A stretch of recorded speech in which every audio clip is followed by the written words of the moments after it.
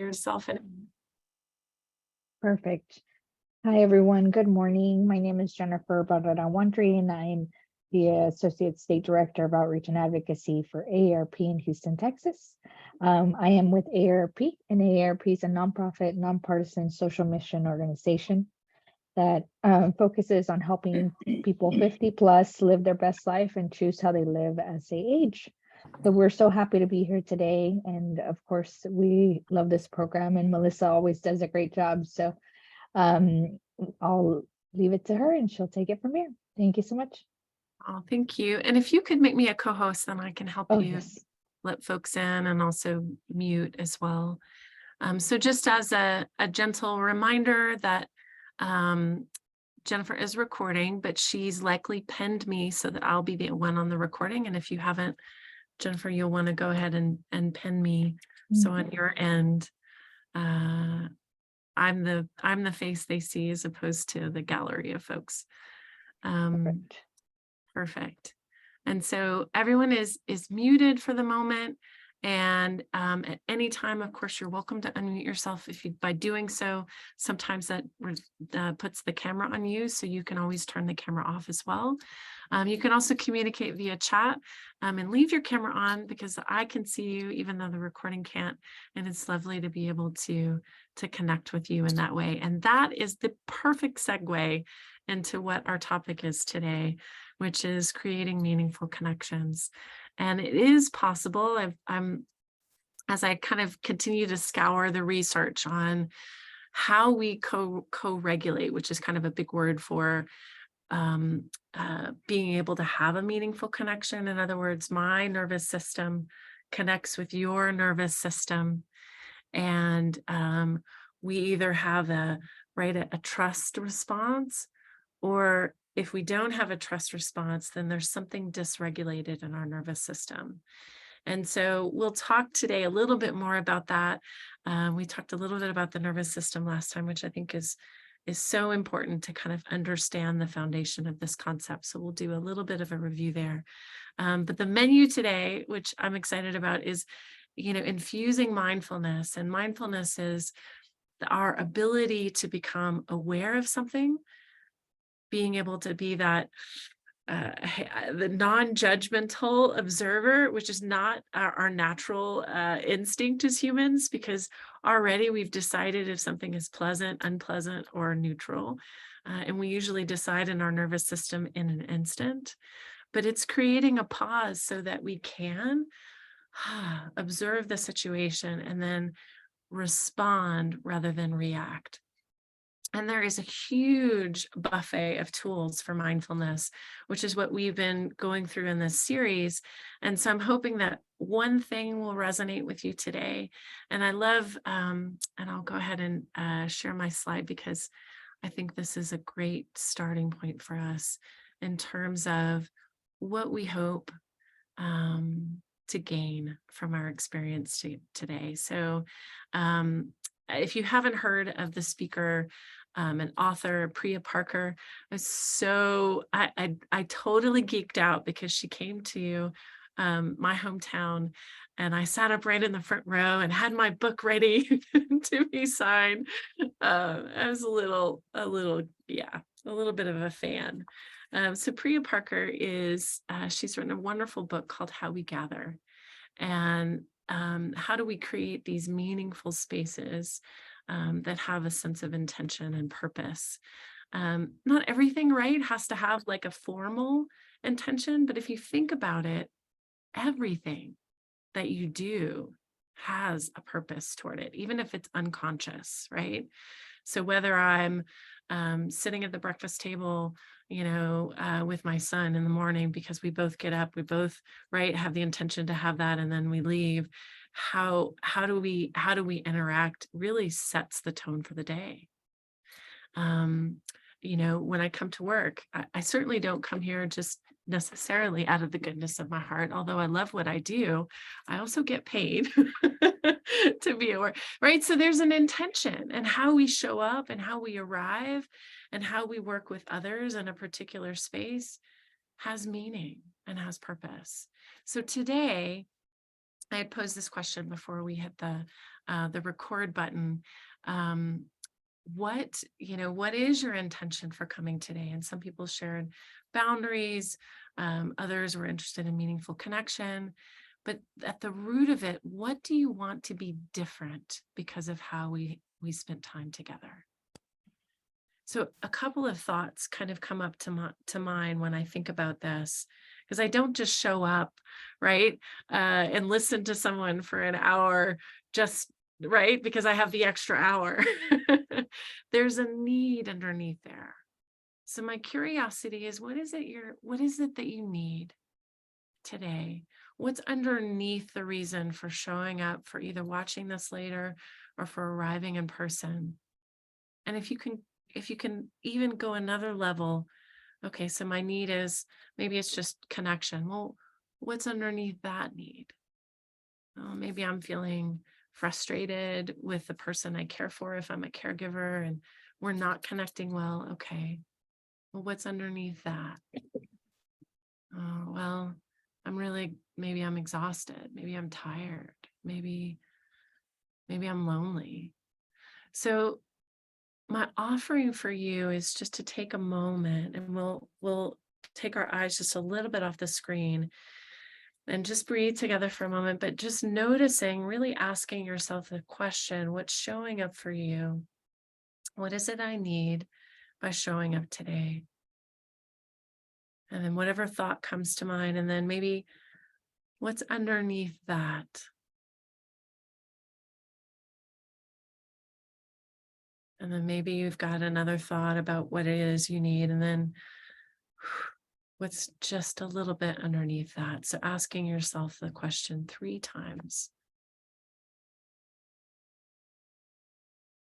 And then if you formulated a thought around that, imagine just setting it aside. You could jot it down on a piece of paper and set that aside if that makes sense for you. Or you can metaphorically imagine setting it aside. Then just take a very gentle scan of the body. You can start at the head, softening the face, the jaw. Let the shoulders come down. Maybe notice a little softening in your armor. So if you had a strong intention or a strong need, notice that if that's arriving, or if you have a little openness, notice if that's arriving.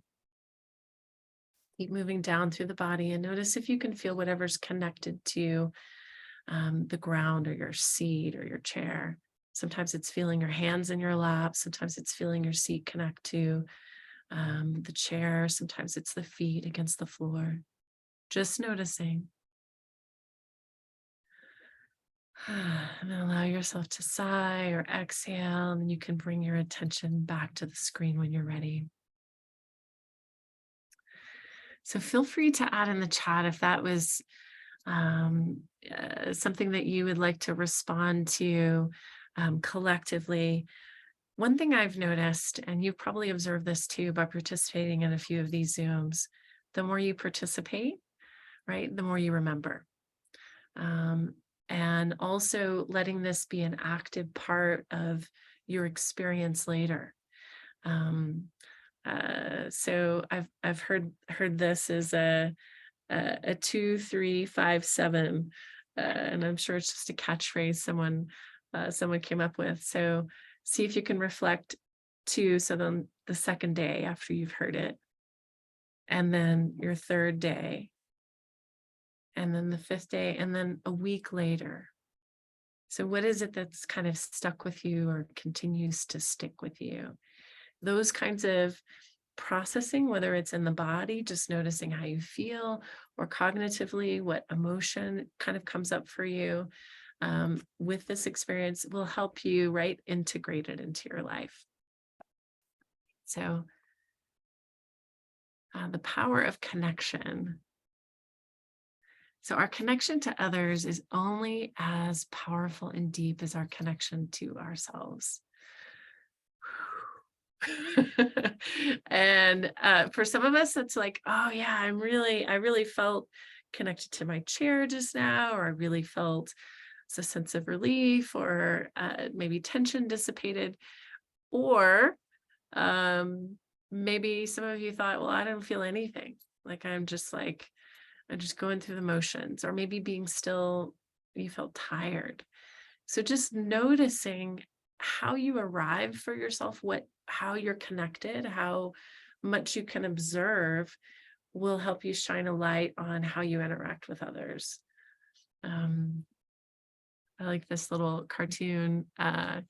One tree says to the other, want to hang out again tomorrow? And the other tree says, yeah, that sounds good. I think it's easier to make friends when you're a tree.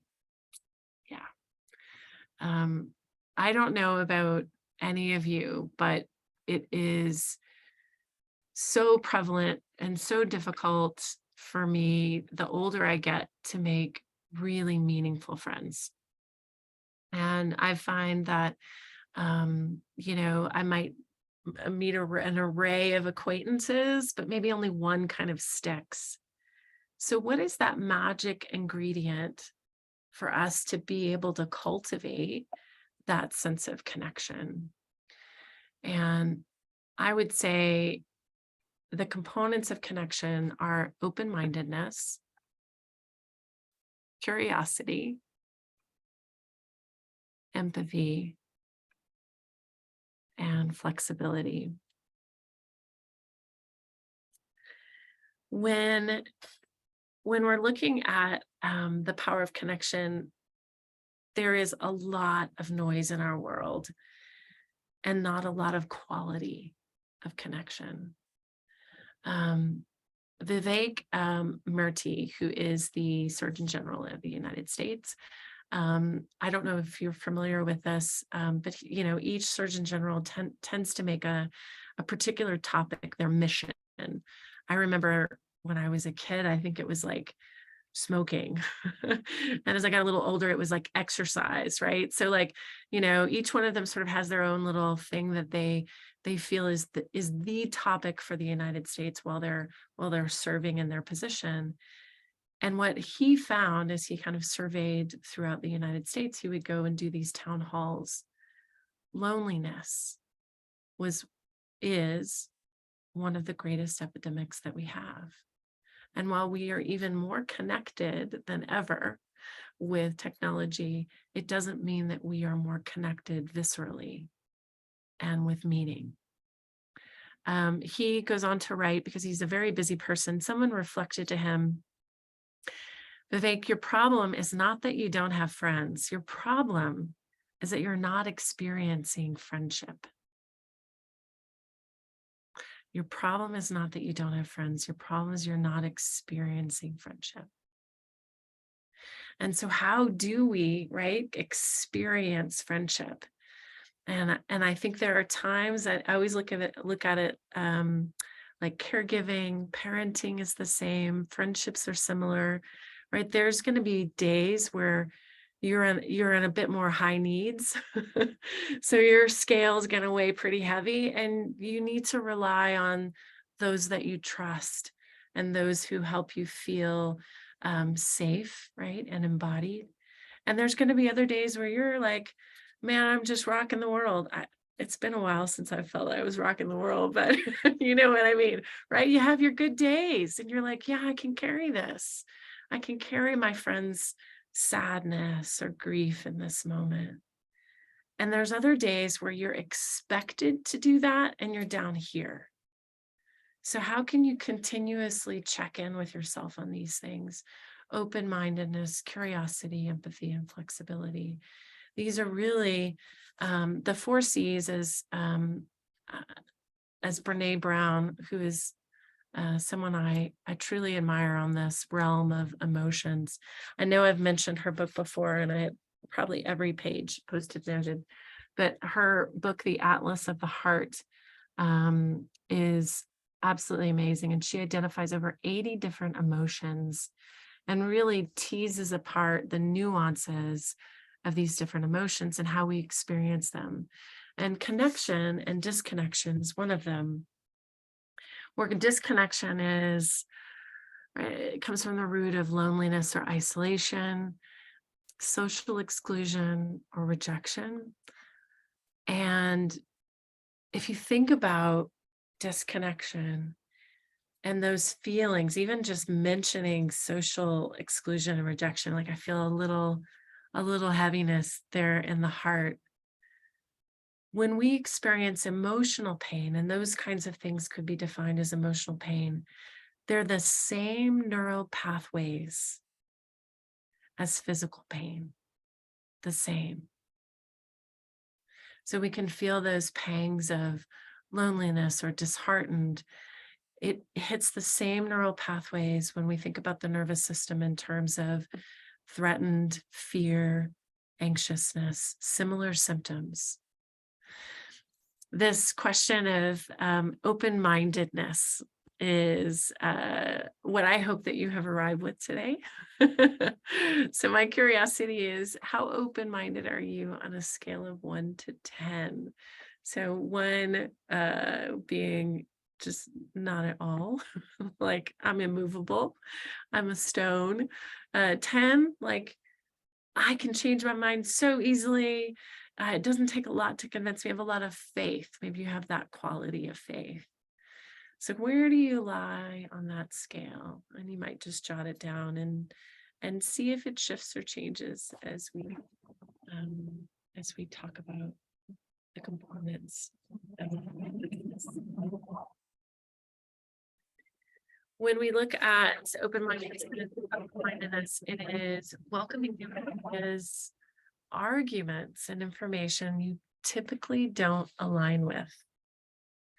I was listening to, it's actually phenomenal.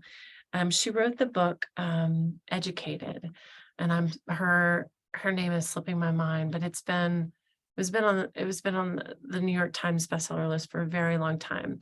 The author comes from a background where she had 7 brothers and sisters. She was not in school, not educated at all. The family didn't believe in that. Very religious background. And she broke free from that in her late teen years and decided she would teach herself everything and go to college. And she did. Kind of an outlier overcoming story. But she said one of the components that helped her shift and change and become more open-minded was an interaction she had. She said she'd had a really strong belief about people of other genders. She was very set on this particular belief. And she was at a dinner party and she sat down. And this person said to her, "You seem like a really kind and interesting person. Tell me more about what you believe." And she did. And he just reiterated this idea that this is interesting to me. Share a little bit more about why you feel this way, because I sense you're a very open-minded person. And the more she would share, the more she realized, and it kind of untangled herself, that she had aligned herself from the inability to be open-minded. But just hey, I see you just as you are. You're smart, you're open-minded, you're curious. And I want to know more about that. Pause for just a moment. Jennifer, if you can catch that, that would be great. But you need to look at that link and it will be sent like you see it in there at least. Okay, I got it. Perfect. So I know I love it if you unmute, but only if you've got something to say. So yeah, so interesting how being closed-minded versus open-minded and cultivating that really an opportunity.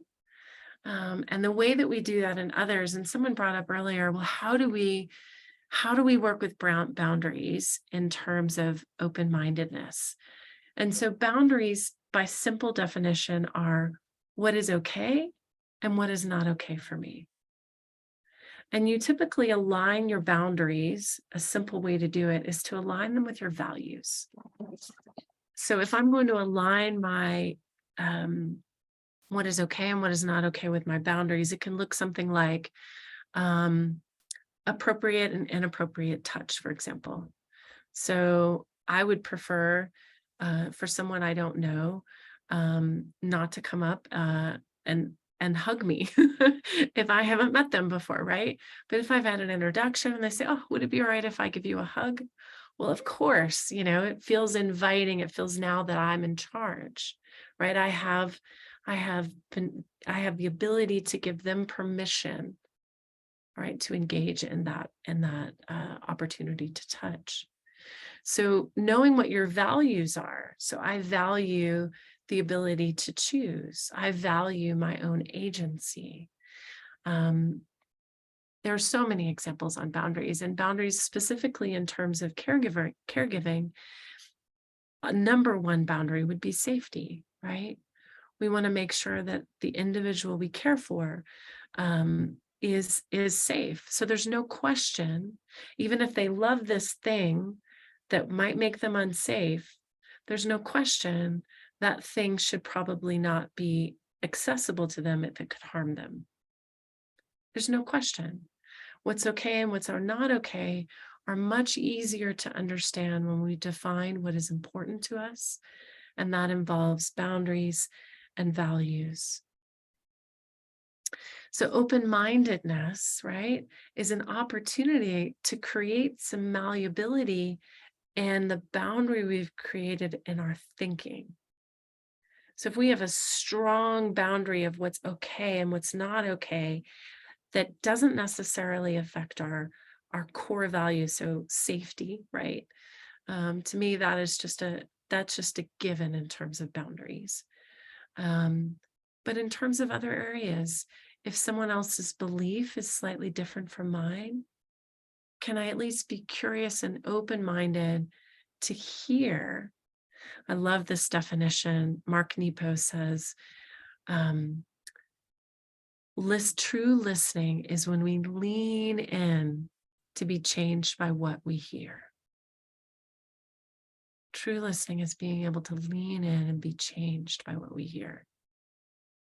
Open-mindedness means we can lean in. Without the leaning in, there's no change or difference. And it might not mean we change our boundary. It might not mean we actually do a 180 and change our belief, but we've created connection so that we can begin to hear and see the perspective of the other person. Remember, we started out with asking ourselves, what is it we need 3 times?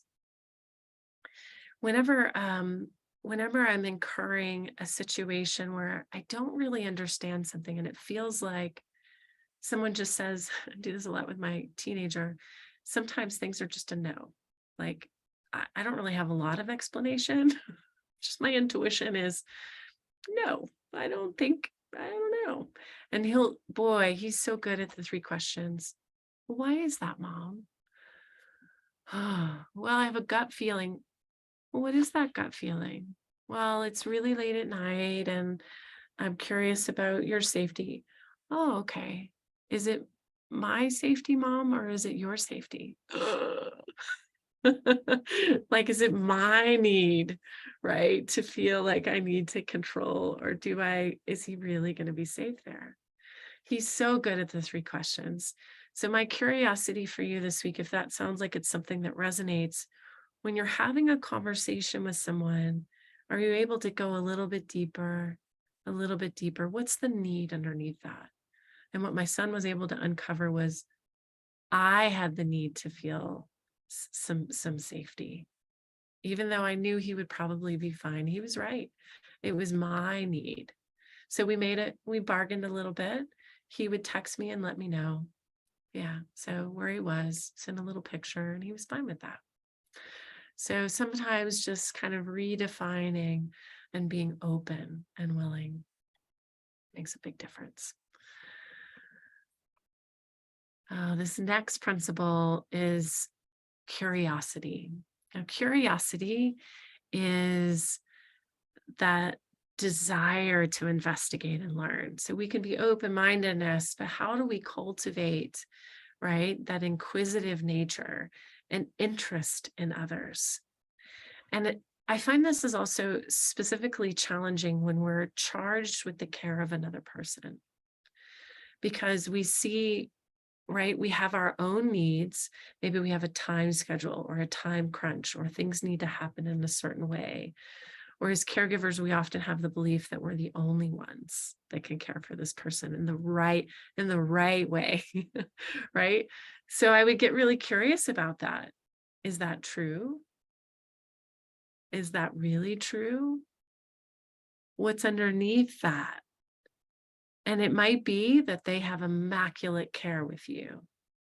And sometimes it's okay to let someone else take care for a couple of hours, and it might not be the level of care, but will they be safe? If the answer is yes, right? Are they not going to have the highest education maybe while you're gone? Maybe not. But sometimes that's okay, because you've got to take a look at those scales and notice, right? Notice what's available. Let's do another a little mindfulness exercise here. And you can take your eyes just a little bit off the screen if that feels good for you. And reflect just for a moment. And it could be, let's not pick the hardest situation, but let's just take something that's maybe medium or light, just for the purposes of our gathering today. Where maybe you were pretty strong as opposed to curious, meaning maybe it was a hard no, or maybe it was a situation that you could have asked a few more questions. Maybe you felt the other person disengaged from you. So just reflect for a moment if a situation comes to mind. And then ask yourself, what would I have liked to have had happen? What would I have liked to have had happen? And as you're reflecting on that, allow your shoulders to drop. Allow your eyes to relax back and take the seat of the observer, as if you were like watching a movie as opposed to reliving it. Maybe you would have asked a few more questions. Maybe you would have paused or just noticed. Maybe you would have observed the situation a little more fully. And then if it makes sense for you and you have access to your hands, you can lightly place a hand on the heart. One of my favorite phrases to use is, it's okay. It's okay. Because sometimes replaying things, right? It's an element of regret. It's an element of learning and taking sort of that rear view mirror and going, this could have gone better. And now I have a stronger capacity for what I would do differently. And this takes some curiosity to do that. And that hand on the heart is a little bit of self-compassion. And when you're ready, you can let that go and let the scenario go. You might even take your fingers, you can blink your eyes open, and I'm going to just flick my fingers a little bit. I'm going to have them by my side. Just a little movement in the hand, so I can flick or I can shake to let myself release that situation. And a little bit of integration of the body as you do these things can help move through these prior experiences. Even though we can take the video and the movie looking back, we can recognize that we're in the present moment. Right. So I'm going to show this very quick video, and you can let me know with a thumbs up or however, if you can hear it.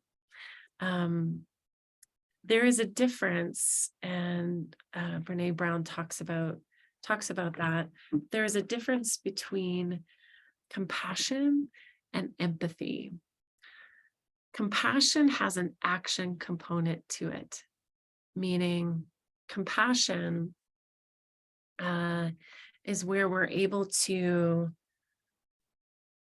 meet suffering with a sense of care, but generally there's an action component, meaning meeting a need for someone's suffering, which if you're in the helping field or you are caring for someone else, right, that's our natural, right? And whether we feel compassionate or not, right, in the helping field, we tend to have to see a need and fulfill it. But there is that care component, whether you define it as love, curiosity, kindness, generosity, but compassion has that component of doing, where empathy is being with. And I love how Brene Brown explains it. If you've seen this before, it's something I've watched probably a dozen times, and I always glean something. So I hope that you will as well.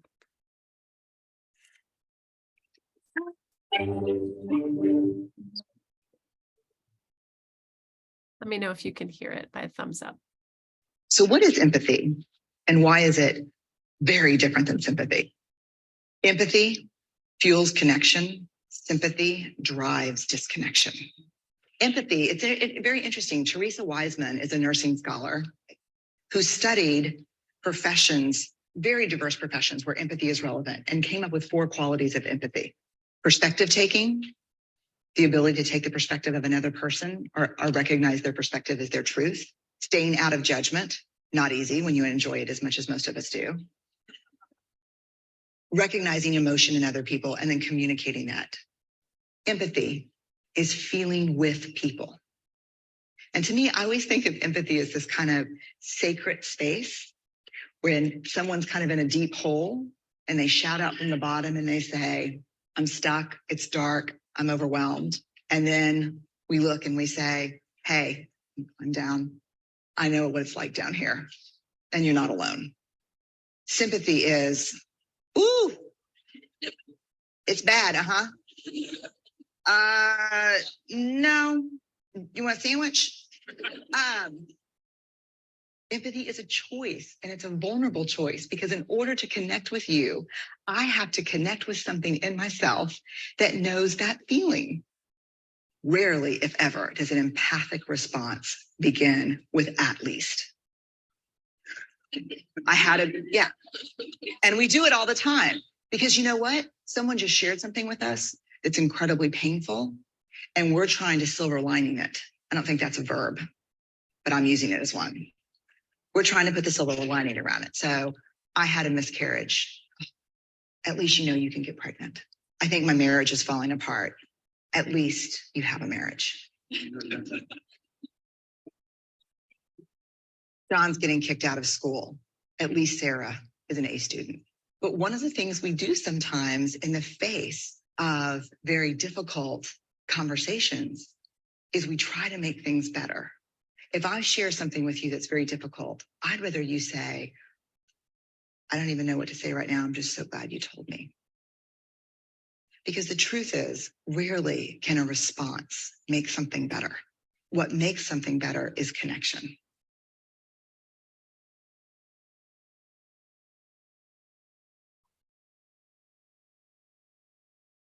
Yeah. Oh, I'm missing the chat box. I hear it, but don't see anything. Uh-oh. Were you not able to see that? No. Okay. All right. The video is not changed. I can assure you it was great. All right. I'm gonna put the link for you in the chat box. Hopefully you listened. It was actually just an adorable cartoon that Brene Brown. Let's see. I'm gonna see if I can get the video real quick for those of you who are watching it right now. And for those of you that are watching it later on video, if you Google Brene Brown empathy video, you can catch that. So I'm going to just copy the link and paste that for you. Thank you for your patience. Okay, everyone in meeting. Yeah, I can't always see the chat box. Oh, shoot, it's not going to let me do it. Okay. Well, if you go to YouTube It's Brene Brown on empathy, and if you put that in the Google, it'll come right up, the first thing. So since you had to use just one of your senses instead of two just then, eyes and ears, I'm curious if there was a phrase or anything that stood out to you from that video.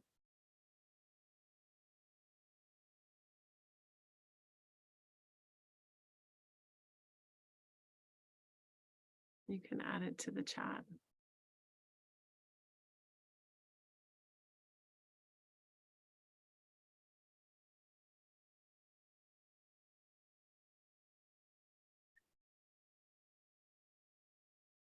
I'm very good at waiting.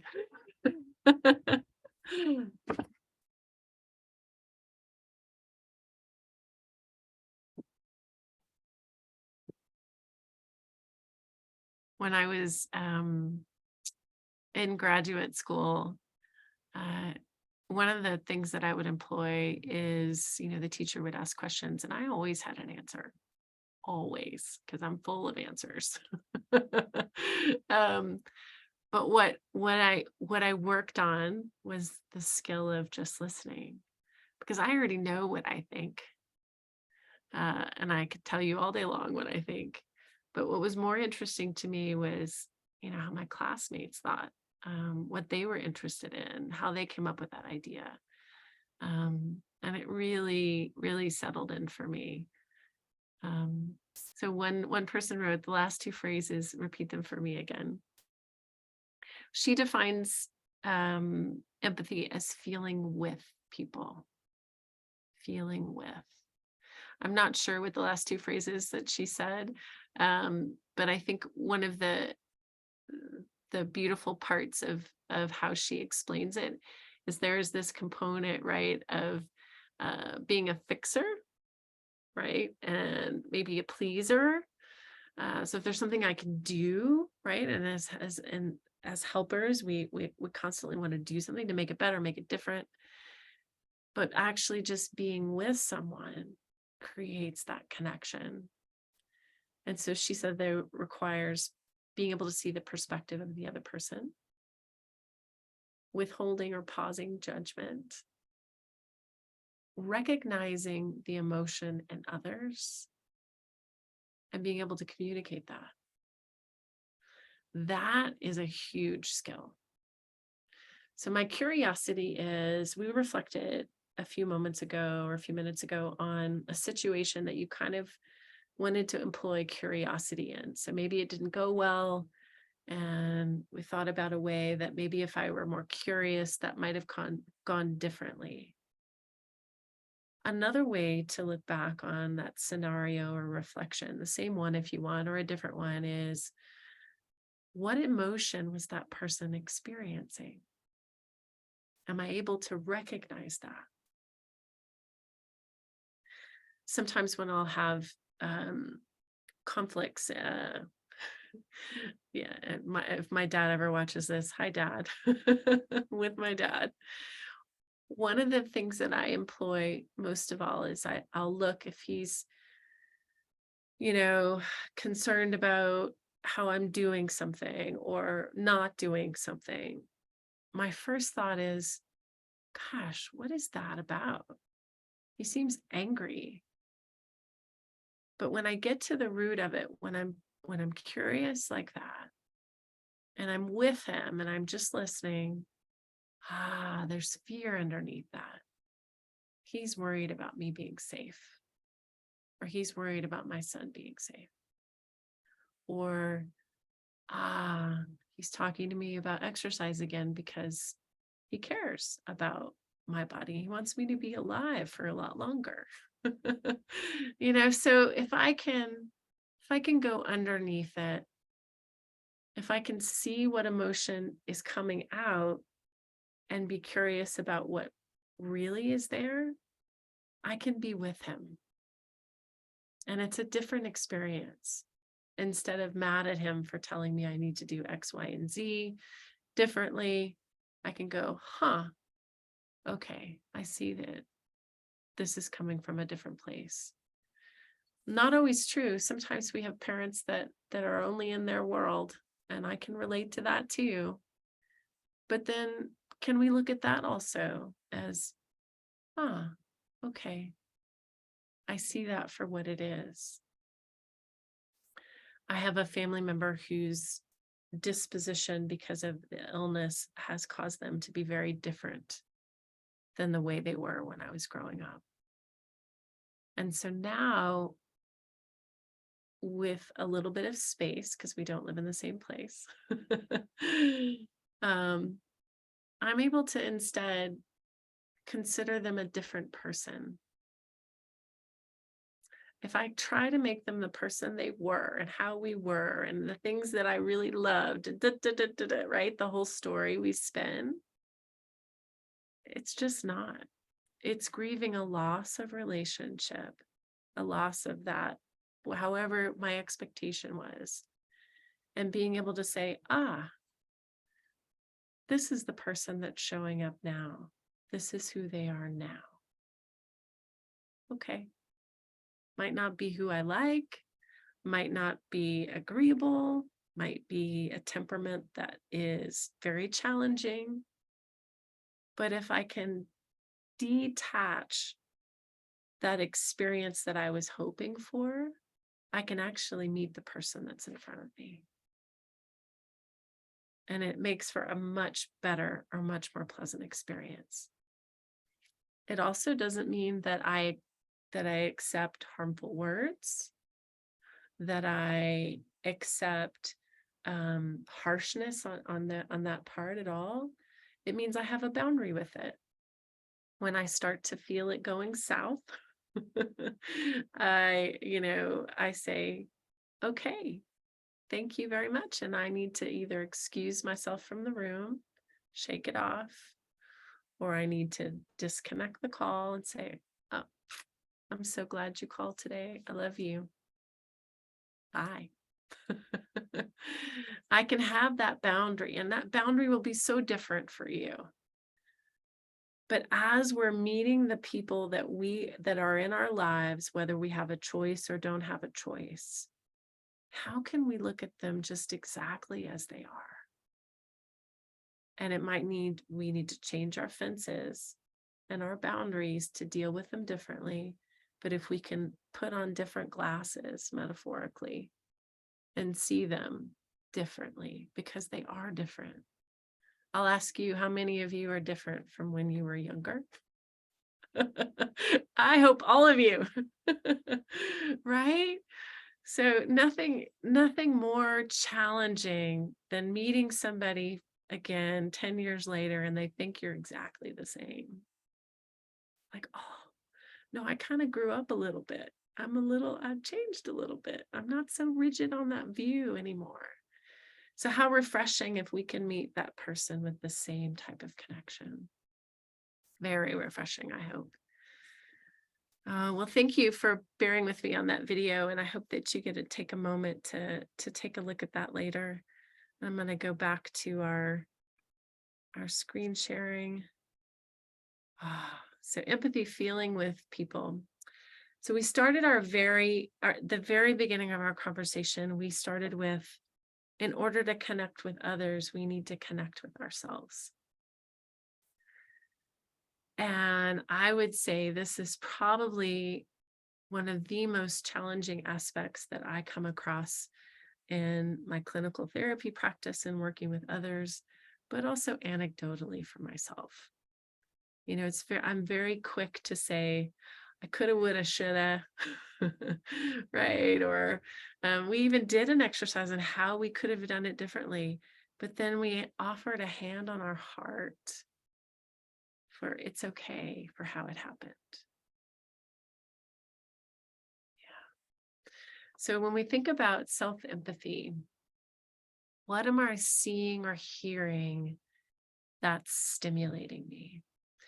Meaning, if I move through the senses of the body, I'm able to better connect with myself and be with the experience than shut it down, ignore it,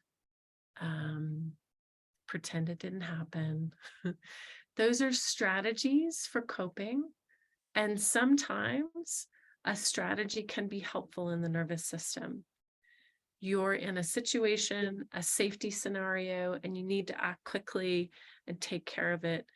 And then later you can, right, process. But if that process or discharge doesn't happen, then it stays in our body and it builds. It's kind of like that.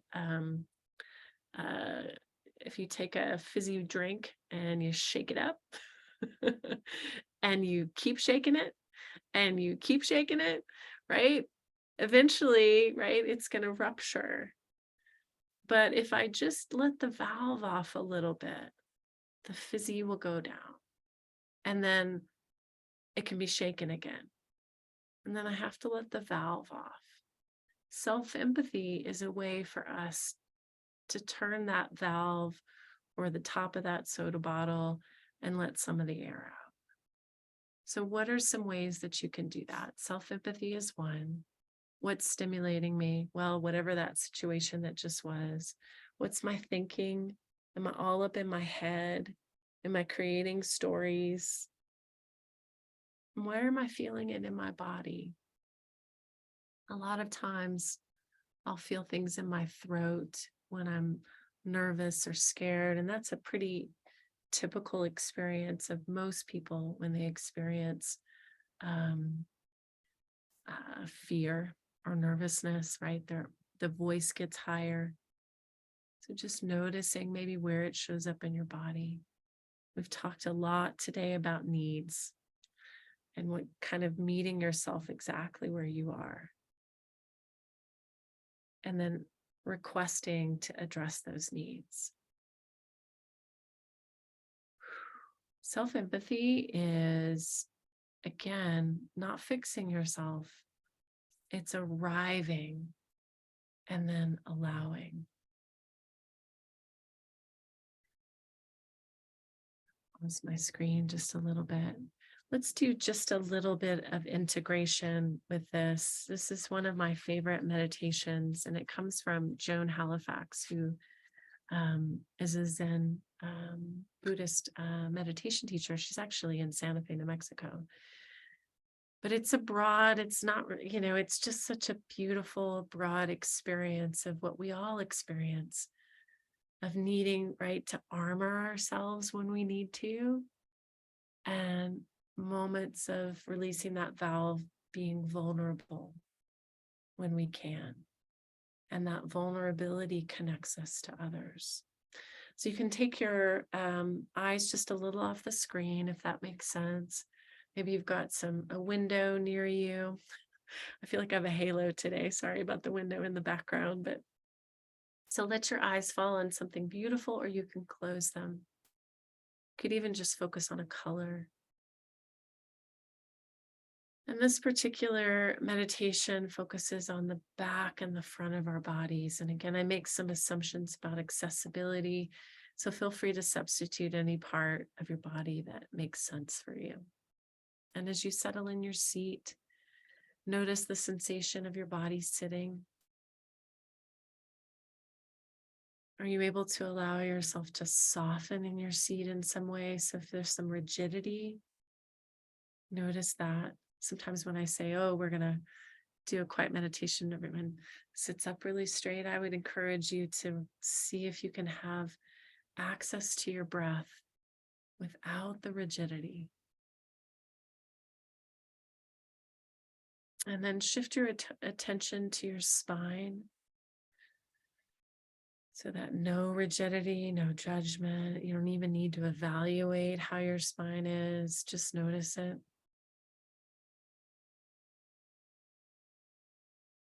And then notice your back, the back body. We'll be using it as a metaphor for our capacity to hold yourself in difficult situations. Sometimes I imagine it as a backpack, like I sort of put on all the things I have to do that day, or the schedule I have, or the people I'll see, or the things I want to accomplish. It's how we have the capacity to hold ourselves. And then can you be present for what is going on right now in this moment? In this moment, we're here together. And also in this moment, you do have things calling your attention, responsibilities, caregiving, maybe your different roles in your life as worker, employer, employee, sibling, parent, child, all these roles that we play, nurturer. And then tune your attention just to the body breathing. Notice that you don't need to command the body to breathe, it just simply happens.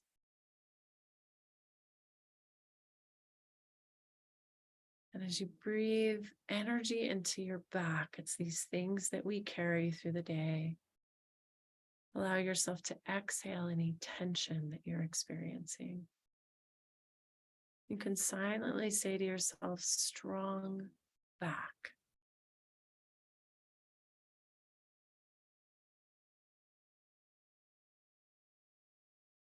And then shift your attention to your chest, the front of your torso. Sense that maybe there's a tender open space in the center of the chest, or wherever you feel the center of your torso is. And giving yourself permission in this moment to rest in that openness, whether it's open-mindedness, curiosity, empathy. Sense any tender spaces in the front of the chest. And notice there's a sense of warmth or care that arrives. And that care can extend to others by being with, either in the form of empathy, which is feeling with people, or compassion, which is a little more action oriented. Notice that that care for yourself can extend toward others.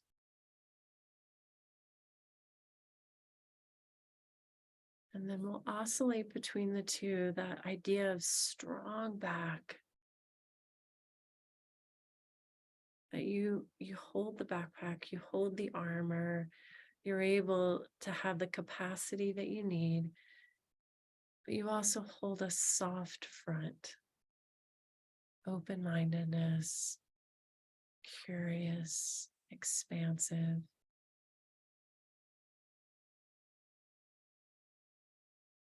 And they are two sides of the same coin, this empathy and this strength. And it's called equanimity. So it's being able to find this center. So when the scales tip, you need more strength, right? That openness is still there. When you need more vulnerability, the strong back can rest.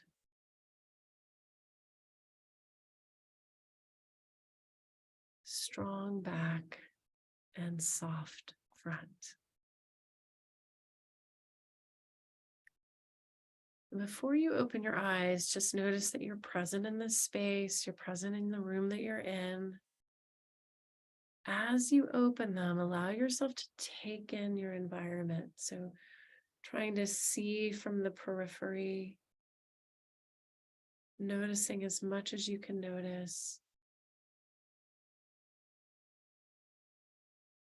So this part of the practice is integration, being able to feel the strong back, soft front, and being in the space that you're in.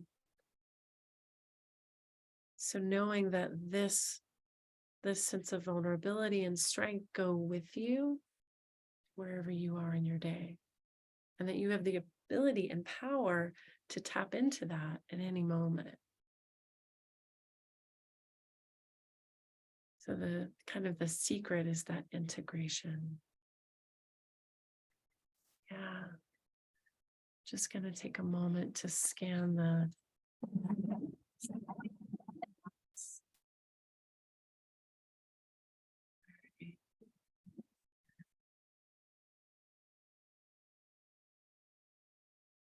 as I said earlier, I already know what I think. I'm more curious about you all. If you have questions or if things are kind of still kind of coming up for you, that little check-in that we did on the last screen of empathy, of checking in with, you know, who am I in the experience? So noticing what's happening, noticing a thought, noticing a sensation. Those are all things that enable us that ability to hit the pause button. And then when we're checking in with ourselves, we have the ability to be with others. The time to practice all this stuff is when it's not rough waters. Rough waters are great to test it out on, to road test it. But also, you know, you're human. So give yourself permission to make all of those different reactions and things that happen, because thankfully you are human. But my encouragement to you will be to see what resonates with you today. Maybe spend a little bit of time when we close to journal or to even verbally share with someone else one thing, because the more that you kind of set that intention, right, the more opportunities you'll have to implement it, and implement it when things are not as tough. Yeah. All right. You're welcome, Eddie. It's so great to see you today.